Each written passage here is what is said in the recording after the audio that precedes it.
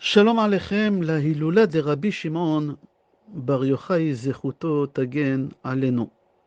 Rabbi Shimon Bar Yochai, il est né 50 ans après la destruction du deuxième temple. Son père, il s'appelait Yochai.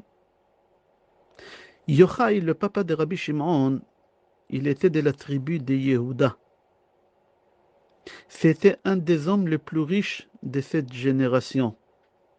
Il était très proche au royaume à l'époque. C'était quelqu'un d'important. Sa femme aussi. La femme de Yochai, elle s'appelait Sarah. C'était la petite fille de Hillel Azaken. C'est-à-dire le papa de Rabbi Shimon et la maman de Rabbi Shimon, c'était des gens très pieux, très connus, très calés dans la Torah. Pendant des années, ils étaient mariés, mais la pauvre Sarah, elle était stérile. Elle ne pouvait pas avoir des enfants. Yochai, son mari, voulait avoir des enfants. Il a décidé de divorcer. Quand sa femme Sarah, elle a appris ça, elle lui a demandé de laisser 3 mois. Et elle a commencé à jeûner, à donner des tzedakot, à prier avec des larmes. Elle ne veut pas divorcer de son mari. Et Hachem, il a écouté sa tefila. Écoute ce qui s'est passé à Rosh Hashanah. Le soir de Rosh Hashanah, Yochai, il fait un rêve qu'il rentre dans une forêt énorme. Et dans cette forêt, il y a des arbres avec des fruits et il y a des arbres sans fruits, secs. Et lui, dans son rêve, il s'approche vers un arbre sec et il se penche dessus. Et soudain, il y a un ange qui rentre avec une cruche remplie d'eau et il va arroser les arbres qui sont secs, pas tous, une partie. Et quand il est arrivé où il y a l'arbre de Yochai qui était penché, que lui aussi il était sec, il a déposé la cruche et il a fait sortir de sa poche une petite assiette remplie d'eau et il a arrosé cet arbre. Et soudain, dans l'arbre, on dirait qu'il y a un fruit qui sort magnifique, énorme. Il a éclairé toute la forêt. Yochai se réveille. Il réveille sa femme. Et il lui raconte le rêve. C'était le soir de Rosh Hashanah. Et il lui dit, je sais c'est quoi ce rêve-là. La forêt, c'est ce monde. Les arbres, c'est les femmes. Les arbres qui ont des fruits, c'est des femmes qui peuvent ramener des enfants. Les fruits, c'est les enfants.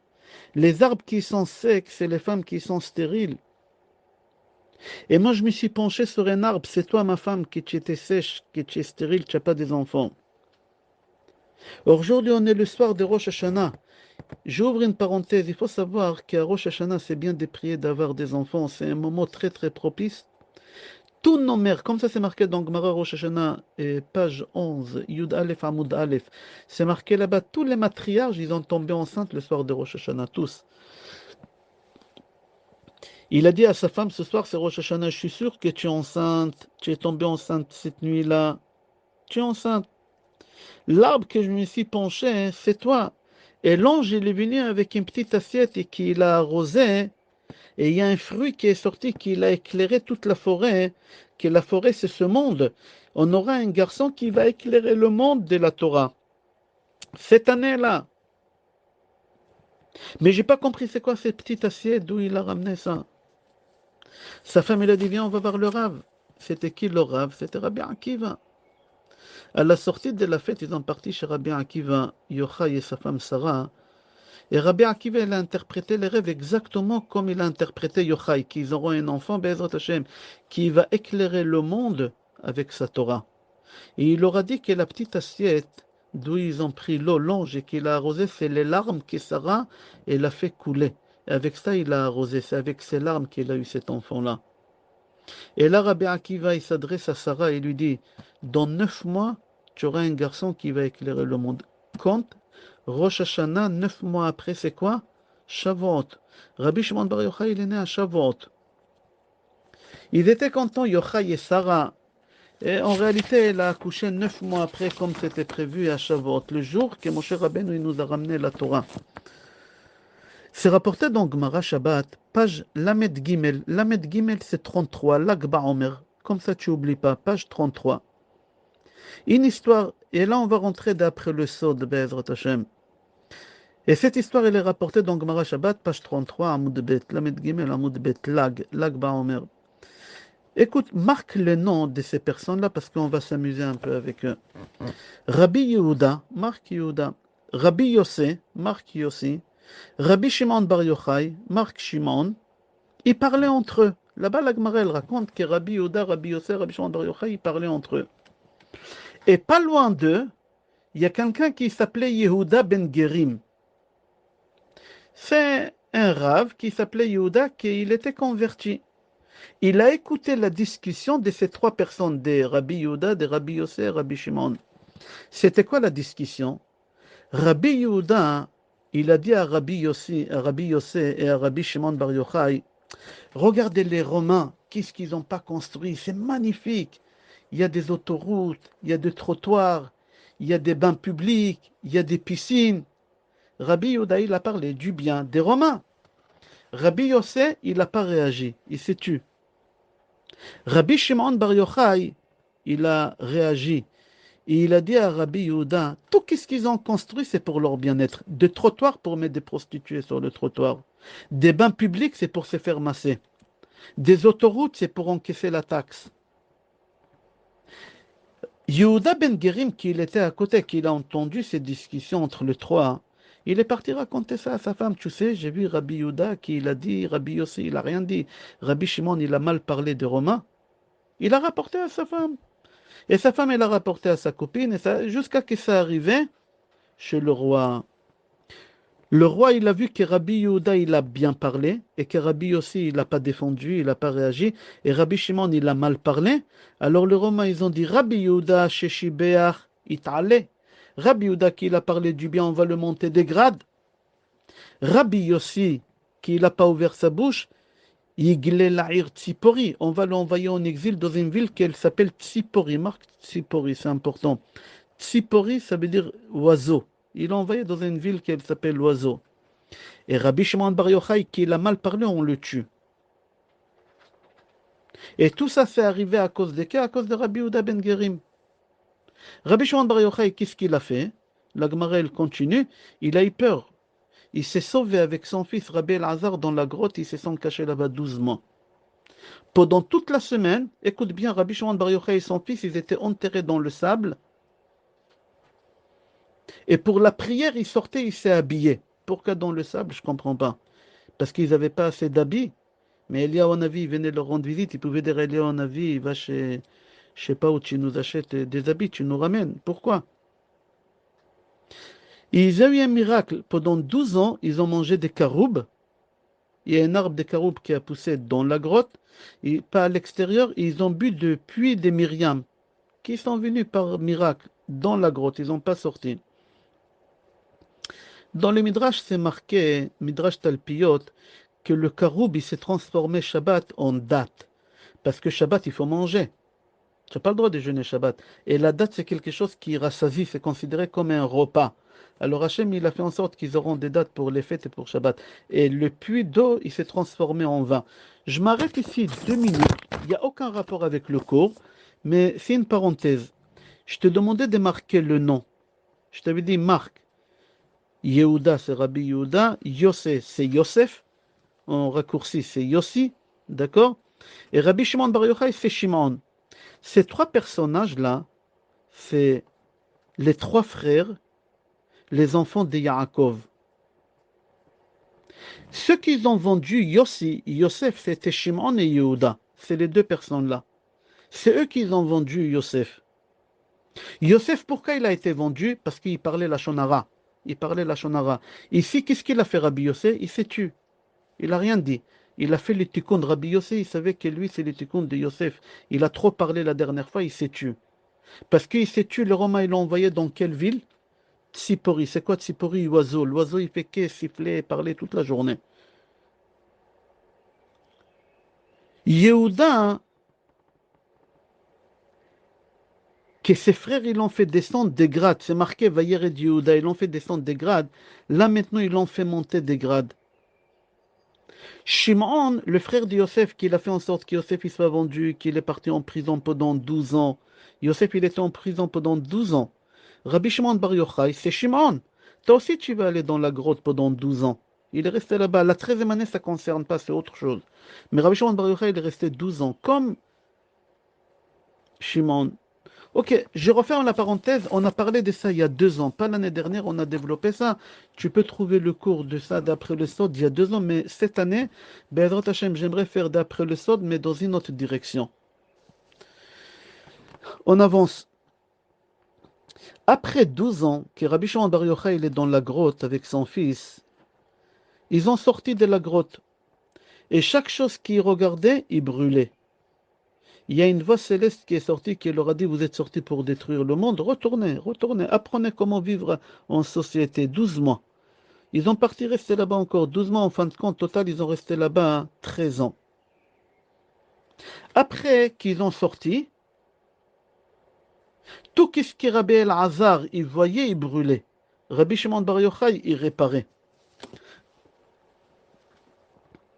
Quand ils ont sorti de la grotte, puisqu'ils avaient le corps enterré dans la terre, alors le corps, il était d'ouverture, ouverture, des puits sortaient de leur corps.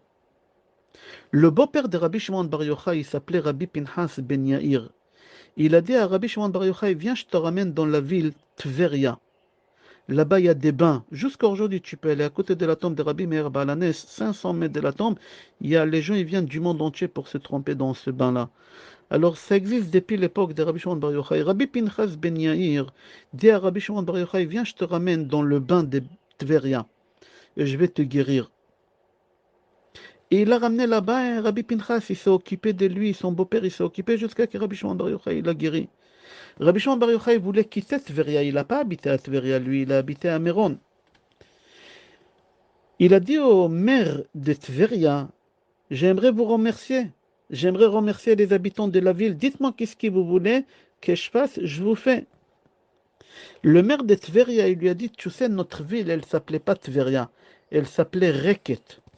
Les Romains, ils sont venus, ils ont rasé la ville. Ils ont rasé la ville, et maintenant, il y a des corps des morts dans toute la ville. Et les Kohanim ne peuvent pas habiter dans la ville. J'aimerais que des Kohanim viennent habiter ici. Est-ce que tu peux nous purifier la ville? Et Rabbi Shimon Bar Yochai, il a purifié la ville. Regarde donc Gemara Yerushalmi, comment il a fait. Achida Kadosh, Rabbi Chaim Yosef David Azoulay, dans son livre Shema Gdolim, il a entendu d'un grand tzaddik qui s'appelait Rabbi Masoud, qu'il a entendu de Aharizal sur le pasuk de Tehillim, dans chapitre 68, pasuk 19, Alita lamarom shavita shevi. Mon cher Rabbeinu, Alita lamarom, tu es monté au ciel. Shavita, tu as pris shevi. Shin betut, c'est quoi shevi? Mon cher Rabbeinu, il est monté au ciel, il nous a fait descendre shevi. C'est quoi shevi? Shin betut, Shimon Bar Yochai. Mon cher Rabbeinu, il a ramené avec lui la neshama de Shimon Bar Yochai. Rabbi Masoud, il a dit non, moi j'ai dit à l'envers, Chev et à l'envers, Yud Betchin, ça fait Yitzhak ben Shlomo. C'est Arizal. Arizal, il s'appelle Rabbi Yitzhak ben Shlomo. Ok. Rabotai, Rabbi Shimon Bar Yochai, c'est la neshama de Moshe Rabbeinu. Rabbi Shimon Bar Yochai, c'est Moshe Rabbeinu. Comme ça, il dit le Rama Mipano. C'est la même personne. Et c'est pour cela, le 7 Adar, le jour de la mort de Moshe Rabbeinu, il n'y a pas de tombe où aller prier. Alors tout le monde, ils vont prier sur la tombe de Rabbi Shimon Bar Yochai le 7 Adar. Pourquoi? Parce que c'est la même personne. Rabbi Shimon Bar Yochai, c'est Moshe Rabbeinu. Les gens, ils disent, on va aller sur la tombe de Moshe Rabbeinu, mais il n'y a pas. Bien sûr, il est Rabbi Shimon Bar Yochai. En même temps, remarque, chaque fois quand c'est la Hiloula de Rabbi Shimon Bar Yochai, cette année, c'est jeudi, Be'ezrat Hashem, ça va être 7 Adar. Regarde 7 Adar. Il y a 3 mois, c'était quel jour? C'était jeudi. C'est la même chose parce que c'est les mêmes personnes. Mon cher Rabbeinu, il est monté au ciel à Shavuot, il nous a fait descendre la Torah. Rabbi Shimon Bar Yochai, il est né à Shavuot. Et il nous a ramené aussi, lui aussi, Torah Tanistar. Et il nous a écrit un livre qui s'appelle, je l'ai devant moi, Sifra Ditzne'uta, qui fait 5 chapitres. Moshe, il a ramené les 5 livres. Rabbi Shimon Bar Yochai, il a écrit Sifra Ditzne'uta. Moshe Rabbeinu, il n'est pas rentré en Eretz Israël. Mais à travers Rabbi Shimon Bar Yochai, oui, il est rentré en Eretz Israël, comme ça dit Rabbi Yaakov Anaori Zatzal. Écrit Lag Baomer. valeur numérique 345, la même valeur numérique que Moshe. Même Shinhei 345. Achida Kadosh, dans son livre Ein Tov, il dit, après que tous les élèves de Rabbi Akiva ils sont morts, les 24 000, Rabbi Akiva il est parti dans le sud d'Israël et il a pris 5 élèves. Quel jour il a fait ça? À Lag BaOmer. C'est pour ça, à Lag BaOmer, on est content. On est joyeux parce que Rabbi Akiva il est parti, il a commencé la Torah à Lag BaOmer. Viens, on va revenir à la ville de Tveria. Rabbi Shimon Bar Yochai, il a purifié la ville de Tveria, il a fait ce que le maire il lui a demandé. Et il rentre chez lui à la maison. Quand il arrive chez lui à la maison, qui était son voisin? Tu te rappelles de Yehuda Ben Gerim? C'est lui qui l'a balancé à cause de lui.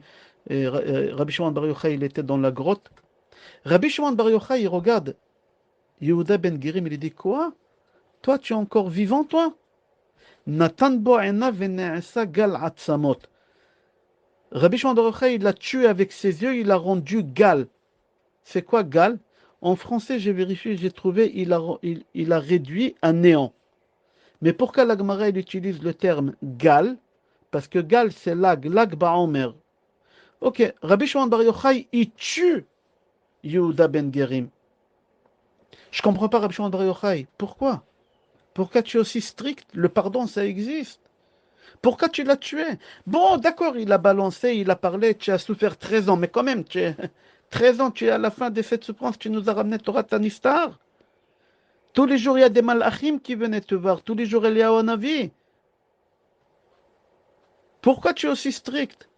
Alors écoute d'après la Kabbale, qu'est-ce qu'il dit le Megalé Amukot dans Parashat Vaïtchanan, Ofen Aïn. Il dit comme ça le Megalé Amukot. Viens voir. Rabbi Shimon Bar Yochai, c'est Moshe Rabbeinu. Il y a un livre qui s'appelle un livre Novlot HaChochma, c'est un livre de Kabbale. Novlot HaChochma. Il dit, remarque, où c'est marqué toute l'histoire des dons de la Torah, des Shavuot? Dans Gemara Shabbat, page 88. Toute l'histoire de Rabbi Shimon Bar Yochai, c'est à côté, pas loin, dans Gemara Shabbat, pour te dire que Rabbi Shimon Bar Yochai et Moshe Rabbeinu, c'est la même chose. Lui, il nous a ramené Torah chez Benigla et l'autre, il nous a ramené Torah chez Benistar. Mais c'est les mêmes personnes. Et il continue, il dit d'après la Kabbale encore, viens, on va revenir chez Moshe Rabbeinu. Moshe Rabbeinu, il tue un Égyptien. On est d'accord, tu te rappelles, Moshe Rabbeinu, il sort, il tue un Égyptien. Qu'est-ce qu'il fait Moshe Rabbeinu suite à ça? Il a peur, il se sauve à Midian. Il a eu peur que Paro, il va le tuer. Moshe Rabbeinu, il se sauve, il va se cacher parce qu'il a peur. Rabbi Shimon Bar Yochai aussi, il se sauve, il avait peur. Moshe Rabbeinu, il s'est sauvé, il est arrivé chez Yitro, Yitro, il lui a mis en prison. Rabbi Shimon Bar Yochai, il s'est sauvé, il s'est emprisonné lui-même dans la grotte, c'est comme une prison. Maintenant, cet Égyptien que Moshe Rabbeinu, il a tué, comment Moshe Rabbeinu, il a tué cet Égyptien? Avec un nom sacré, Také. Entre parenthèses, toi aussi, tu peux utiliser ce nom-là quand tu vas dans des rendez-vous, des impôts, ou Shalom, un PV avec un flic, des choses comme ça. Tu utilises le mot taquet. Esther, il a utilisé ça. Va tomer Esther le hatach. Hatach à l'envers, c'est taquet. Je referme la parenthèse. Ok. Moshe Rabbeinu, il a tué l'Égyptien avec le mot hatach. Et pardon, taquet. Maintenant, puisque Moshe, il a tué quelqu'un, alors Moshe, il faut qu'il revienne réparer ça. Et le mort qui est mort, il doit retourner ici aussi. Alors Moshe Rabbeinu, il retourne dans le corps de Rabbi Shimon Bar Yochai. L'Égyptien qui est converti, comme on a dit, Ben Gerim, parce que c'est un goy, il retourne dans le corps de Yehuda. Rabbi Yehuda Ben Gerim. Maintenant, Rabbi Shimon Bar Yochai et Yehuda Ben Gerim, ils se rencontrent. Là, Rabbi Yehuda, il balance Rabbi Shimon Bar Yochai. Il le balance pour le tuer, pour se venger. Ari Akadosh, dans le livre Sha'ar Psukim, Drush Dalet, dit pourquoi Moshe Rabbeinu il a tué l'Égyptien avec le mot taquet? Pourquoi il n'a pas pris une épée? À l'époque, on utilisait l'épée. Pourquoi il n'a pas tué avec une épée? Écoute bien, je veux pas que tu perdes le fil. Suis. Moshe Rabbeinu lui-même, c'était le Gilgul de qui? Yosef, tu te rappelles? Non. Moshe Rabbeinu, c'était le Gilgul de qui? De Hevel. Hevel. Alors Moshe Rabbeinu, avant, c'était Hevel. Et l'Égyptien, c'était qui Moshe il tue? C'était Caïn. Rappelle-toi que Caïn, il tue Evel. Alors dans Yalkut Réoveni, il dit, pourquoi Hachem il a fait en sorte que Caïn il tue Evel? Quel mal il a fait Evel? Evel il a fait un péché. Quel péché il a fait Evel? Quand Hevel il a fait le sacrifice, Hachem il est descendu pour prendre le sacrifice. Et on n'a pas le droit de voir Hachem. Il a regardé le feu, il a regardé Hachem. Et c'est lui qui regarde Hachem, il doit mourir. Alors Hachem il a laissé Caïn tuer Hevel. Maintenant mon cher Rabbeinu, il revient ici à la place de Hevel, il répare. Regarde dans Sefer Shemot, chapitre 3, Pasuk 6, c'est marqué là-bas quand Hachem il s'est dévoilé à Moshe Rabbeinu la première fois dans le buisson ardent. Qu'est-ce qu'il a fait, Moshe Rabbeinu? Il a caché son visage. Il n'a pas voulu regarder. Il n'a pas voulu regarder. Vayaster Moshe Panav ki yare me'abit ela Elohim. Regarde dans Sefer Shemot, chapitre 3, Pasuk 6. Il avait peur. Pourquoi? Parce qu'il a dit dans la vie d'avant, j'ai regardé. Maintenant, je répare, je ne regarde pas. Moshe Rabbeinu, il rencontre l'Égyptien, qui c'est en réalité Caïn dans la vie d'avant, il le tue. Tu m'as tué dans la vie d'avant, moi je te tue maintenant. Hevel dans la vie d'avant, c'était quoi son travail? Il était berger. Moshe Rabbeinu aussi, il était berger. Qu'est-ce que tu as fait dans la vie d'avant? La prochaine fois que tu reviendras ici, tu feras le même métier. Alors viens, on va faire un résumé, Be'ezrat Hashem, de tout ça. Viens, on va avancer, on fait un résumé. C'est marqué dans le livre Novlot HaChochma. Il faut que tu saches, Yehuda ben Gerim, c'est l'Égyptien, que Moshe il a tué. Rabbi Shimon Bar Yochai, c'est Moshe Rabbeinu. Maintenant, les deux, ils se rencontrent. L'Égyptien et Moshe. Ou Rabbi Shimon Bar Yochai et Yehuda ben Gerim. On va y aller dans la Gilgul d'avant. Caïn, il a tué Hevel. Qu'est-ce qu'il a fait Caïn quand il a tué Hevel? Il l'a enterré par terre, dans la terre. Moshe Rabbeinu, il fait la même chose à Caïn. Qu'est-ce qu'il lui a fait? Toi, tu m'as enterré dans le sable. C'est marqué qu'il a enterré l'Égyptien dans le sable. Comme toi tu m'as fait, je t'ai fait dans la vie d'après. Maintenant, mon cher Rabbeinu, il a enterré l'Égyptien, on a dit. Rabbi Shimon Bar Yochai, il doit réparer ça. Il s'enterre lui-même dans la grotte pendant 13 ans. Maintenant, tu comprends pourquoi mon cher Rabbeinu, il s'est enterré dans la grotte. Mon cher Rabbeinu, comment il a tué l'Égyptien avec la bouche? Il a dit le mot taquet. Maintenant, mon cher Rabbeinu, il ne veut pas faire la même faute. Alors, comment mon cher Rabbeinu, comment Rabbi Shimon Bar Yochai, maintenant, il tue l'Égyptien, qui c'est Rabbi Yehuda ben Gerim, avec les yeux. Gal Atzamot. Là, ici, dans cette histoire, Hevel, que c'est Moshe Rabbeinu, que c'est Rabbi Shimon Bar Yochai, il a fini le tikkun. C'était quoi la date? Gal Atzamot, l'Akba Omer. C'est pour ça nous on est contents à l'Akba Omer. C'est pour ça on allume du feu. C'est pour ça on allume des bougies. Pourquoi? Parce que on a utilisé beaucoup de feu, que ce soit chez Hevel, que ce soit chez Moshe Rabbeinu, que ce soit chez Rabbi Shimon Bar Yochai. Tout le temps on a vu du feu, du feu, du feu. Et pourquoi on est content à l'Akba Omer? Depuis quand on est content quand un tzaddik qui meurt? Moshe Rabbeinu, quand il est mort, le 7 Adar, c'est un jour de jeûne. Les tzaddikim, les chassidim, ils jeûnent. Parce qu'il a fini le tikkun, ça c'est fini, il ne revient plus. Hevel, Moshe Rabbeinu et Rajbi, c'est fini. C'est marqué dans Shulchan Aruch Orach Chaim, Siman Taf Tzadik Gimel. On a l'habitude de ne pas couper les cheveux jusqu'à 34e jour de Omer, parce qu'on est en deuil. Cette année, c'est que vendredi. Pour nous, les Sfaradim, les Ashkenazim, ils coupent les cheveux déjà depuis jeudi, 33e jour de Omer. On n'a pas le droit d'être triste le jour de l'Akba Omer. Écoute une histoire à Ari Akadosh, il raconte qu'à l'Akba Omer, le jour de la Hiloula de Rabbi Shimon Bar Yochai, il est parti sur sa tombe avec Rabbi Avraham Alevi. Ils ont fait une séouda, c'est bien de faire une séouda jeudi pour Rabbi Shimon Bar Yochai. Quand il a fini le séouda, Rabbi Avraham Alevi, il a commencé à pleurer, il n'y a pas Beth Amikdash, il a dit Nachem. Il a pleuré. Rabbi Shimon Bar Yochai, il est sorti de sa tombe. Écoute bien, Rabbi Shimon Bar Yochai, il est sorti de sa tombe. Et il a dit à Arizal, en pointant le doigt sur cette personne, Rabbi Avraham Alevi, qui a pleuré, il a dit, tu vois celui-là, il est triste. Le jour que moi j'ai dit qu'il faut être content, il m'a gâché ma fête. Dans 2 jours, lui, il va pleurer pour une raison valable. Et Rabbi Avraham, il a perdu son fils aîné, il est mort. Rabbi Shimon Bar Yochai, il ne veut pas qu'on soit triste. Il ne veut pas, tu reçois une lettre, tu reçois un licenciement à l'Akba Omer, rien. Tu mets la musique et tu danses toute la journée. Le Khatam Sofer, il dit qu'à Lag BaOmer, la manne elle a commencé à tomber pendant 40 ans. La Parnassa, à Lag BaOmer, tu peux prier pour ta Parnassa, Be'ezrat Hashem.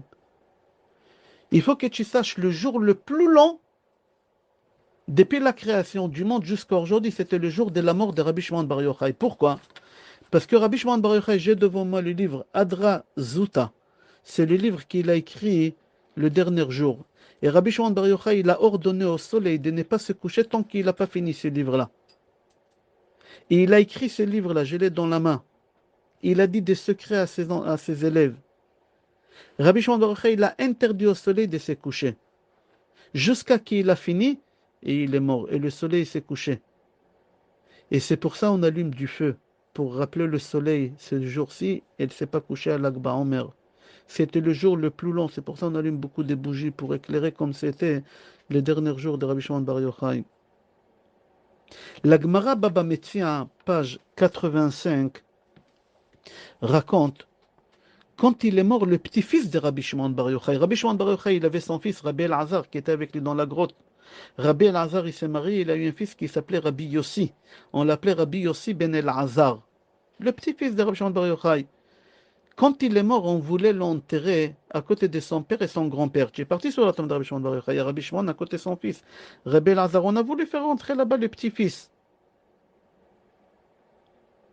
Et pour rentrer avec le corps des petits-fils de Rabbi Shimon Bar Yochai, il y a un serpent qui s'est mis devant la porte. Il ne les a pas laissés rentrer. Ils ont compris que Rabbi Shimon Bar Yochai ne veut pas avoir son petit-fils à côté de lui. Alors tout le monde, ils ont dit, c'est possible que c'était un faux religieux, ces petits-là. Ok. Il y a une voix céleste qui est sortie qui leur a dit, détrompez-vous, c'était un tzaddik, c'était un vrai rab, c'était pas un rigolo. C'était un tzaddik, mais seulement il ne peut pas être enterré à côté des personnes qui ont acquis la Torah avec des épreuves. Rabbi Shimon Bar Yochai et son fils, ils ont acquis la Torah avec des épreuves, c'est pas les mêmes salaires, c'est pas la même chose. Lui, il n'avait pas des épreuves. Il n'avait pas des épreuves. On a l'habitude, je me rappelle quand j'étais petit en France, j'ai pas vu ça, mais en Israël, on joue beaucoup avec l'arc et flèche. Ça s'appelle l'arc et flèche. On fabrique d'arc avec un flèche, on prenait, on jouait. Pourquoi l'Akba en mer? Parce que pendant toute la vie de Rabbi Shimon Bar Yochai, on n'a pas vu l'arc-en-ciel. Parce que quand il y a un arc dans le ciel, ça veut dire qu'Akadosh Baruch Hu, il est fâché, Akadosh Baruch Hu, il est en colère. Mais toujours Rabbi Shimon Bar Yochai, il a su comment apaiser la colère de Hachem. Be'ezrat Hashem, moi, personnellement, j'ai l'habitude, tous les vendredis soirs, chanter le chant de Rabbi Shimon Bar Yochai. Bar Yochai. Il y a des gens qui ont l'habitude de chanter à l'Akba Omer. Qui a écrit ce chant-là? Rabbi Shimon Lavi. Rabbi Shimon Lavi, il est né au Maroc, à Fès. Il a décidé de faire la Aliyah, habiter en Eretz Israël. Et en allant en Eretz Israël, il a passé par Tripoli, en Libye. Et il a vu que le judaïsme, il est bas. Le judaïsme, il est bas. Il a décidé de rester là-bas et de renforcer. Il est mort là-bas, il est enterré là-bas. Comme ça, il écrit Achida Kadosh dans son livre, Shema Gdolim. Les dernières paroles que Rabbi Shimon Bar Yochai il a fait sortir de sa bouche, avant de mourir, il est mort comme ça, c'est Tehillim 133. 133. Shira Ma'alot le David, Ine Matov Umanaim, Shevet Achim Gam Yachad, Kashemen Atov. Shemen, c'est quoi Shemen Atov? על הראש יורד על הזקן, זקן הארות שיורד על פי מידותיו כטל חרמון שיורד על הרי ציון, כי שם ציווה אדוני את הברכה. Il a dit le mot ברכה, il n'a même pas eu le temps de dire chaim, il est mort. C'est marqué dans Zohar HaKadosh Adrazuta, dans Parashat Azinu, Amar Rabbi Abba, Rabbi Abba, il était présent, il dit, לא הספיק רבי שמעון בר יוחאי לומר חיים, עד שנשקטו דבריו, ואני כתבתי וחשבתי להמשיך לכתוב, ולא שמעתי את כל רשב"י. הרמתי את ראשי לראות מדוע נשתתק, והיה אור חזק ולא יכלתי להסתכל עליו. תוך כך נזדעזעתי, שמעתי קול קורא ואומר, אורך ימים ושנות חיים, חיים שאל ממכה. Il dit, Rabbi Abba, j'étais en train d'écrire le Zohar, Rabbi Shimon Bar Yochai me dictait, et j'ai écrit ce psaume de Tehillim 133, et je suis arrivé à Beracha, il s'est tué. Il n'a pas eu le temps de dire Chaim. Et j'ai levé ma tête pour voir pourquoi Rabbi Shimon Bar Yochai, mon Rav, il s'est tué. Mais il avait une lumière tellement forte que je n'ai pas pu regarder. Et j'ai eu peur, j'ai tremblé quand j'ai entendu une voix céleste qui elle dit Orech yamim ushnot chaim, chaim shal mimecha. Il a dit ce jour-ci, le feu, il n'a pas arrêté de brûler la maison et la maison, elle ne se consumait pas. Les gens, ils ne pouvaient pas rentrer et sortir dans la maison parce qu'il y avait du feu partout. Et moi, j'avais peur, j'étais à l'intérieur, j'ai pleuré. Quand la lumière, elle est partie et le feu, elle s'est arrêté, j'ai vu mon Rav, Rabbi Shimon Bar Yochai, qu'il n'est plus de ce monde-là.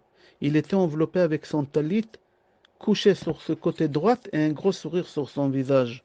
Comme ça, Rabbi Shimon Bar Yochai, il a quitté le monde. C'est-à-dire, la dernière chose que Rabbi Shimon Bar Yochai, il a étudié dans sa vie, c'était Shemen, Shemen Amishra. C'est marqué dans le chant des Bar Yochai, Nimshar Tashrecha, Nimshar Tash, Shemen Sasson, mais Shemen Sasson, c'est quoi Shemen Sasson? C'est-à-dire quoi? Tzitz Nezer HaKodesh, que le Mashiach, il va venir, Be'ezrat Hashem, c'est Rabbi Shimon Bar Yochai qui viendra pour rendre Be'ezrat Hashem le Kohen Gadol. Ça, c'est la dernière chose que Rabbi Shimon Bar Yochai il a étudié dans sa vie. Et la première chose que Rabbi Shimon Bar Yochai il a étudié dans sa vie, c'est marqué dans Gemara Brachot. Amar Rabbi Shimon Bar Yochai, Shlosha matanot natan HaKadosh Baruch Hu liYisrael, velo netanam ela al yedi sorim, Eretz Yisrael, Torah ve'olam haba. La première chose que Rabbi Shimon Bar Yochai il a commencé à enseigner dans le monde, c'est dans Gemara Brachot. HaKadosh Baruch Hu il nous a donné 3 cadeaux. Et ces 3 cadeaux, pour les acquérir, c'est qu'à travers des épreuves. Sans des épreuves, tu ne peux pas les acquérir, ces cadeaux-là. Eretz Israël, habiter en Eretz Israël, il faut passer des épreuves pour être installé en Eretz Israël, on le sait tous. Torah, pour avoir des connaissances de la Torah, c'est pas facile. Tu ne peux pas dormir la nuit, tu dois réviser, travailler. Et Olam Haba, le monde futur. Et on va s'arrêter là. Zchut Tzadik Tagen Ba'adenu Be'edrat Hashem. N'oubliez pas que Rabbi Shimon Bar Yochai, il n'est pas content si on est triste les jours des Shavuot. Zchuto Tagen Ba'adenu Amen Ken Yeh Ratzon.